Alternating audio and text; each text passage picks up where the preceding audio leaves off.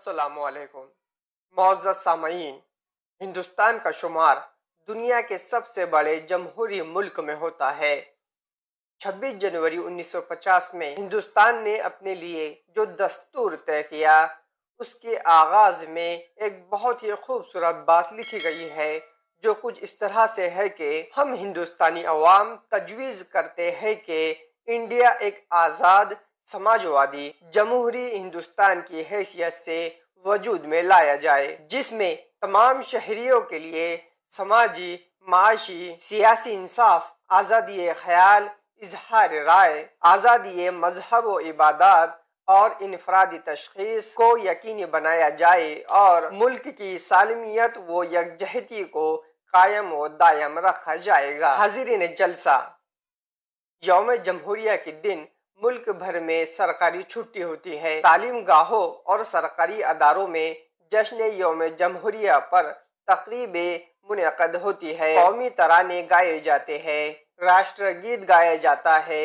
اور بچے تقریریں کرتے ہیں۔ بالکل اسی طرح ہمارے اس ادارے میں بھی جشن یوم جمہوریہ کے موقع پر تقریب منعقد کی گئی ہے۔ معزز سامعین، بحیثیت ہندوستانی شہری ہمیں ایک ذمہ دار شہری بننا چاہیے۔ ملک میں رونما ہونے والے حالات سے واقفیت ہونا چاہیے۔ صحیح و غلط کیا ہو رہا ہے، ہمارے ذریعے منتخب کیے گئے رہنما ہمارے اس ملک کے لیے اور اس ملک کی عوام کے لیے کیا کر رہے ہیں، ان باتوں کا ہمیں مکمل علم ہونا چاہیے اور ہمیں خود بھی ہمارے اس ملک کی ترقی و فلاح بہبودی کے لیے بڑھ چڑھ کر حصہ لینا چاہیے۔ حاضرین جلسہ، ہم سب بخوبی جانتے ہیں ہندوستان برطانوی حکومت کے تحت ایک غلام ملک تھا اور ہمیں ہزاروں آزادی پسندوں کی قربانیوں کے ذریعے اور کئی سالوں کی جدوجہد کے بعد آزادی حاصل ہوئی ہے۔ لہٰذا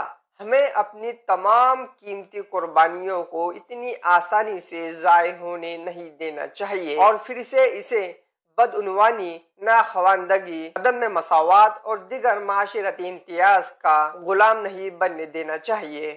معزز سامعین، آج وہ بہترین دن ہے جب ہمیں اپنے ملک کی صحیح معنی میں وقار اور اہم ترین ثقافت کو محفوظ رکھنے کا عہد کرنا چاہیے۔ اور آخر میں اس شعر سے میں اپنی بات کو مکمل کرنا چاہوں گا: زلزلوں کی نہ دسترس ہو کبھی، اے وطن تیری استقامت تک، ہم پہ گزرے قیامتیں لیکن تو سلامت رہے قیامت تک، تو سلامت رہے قیامت تک۔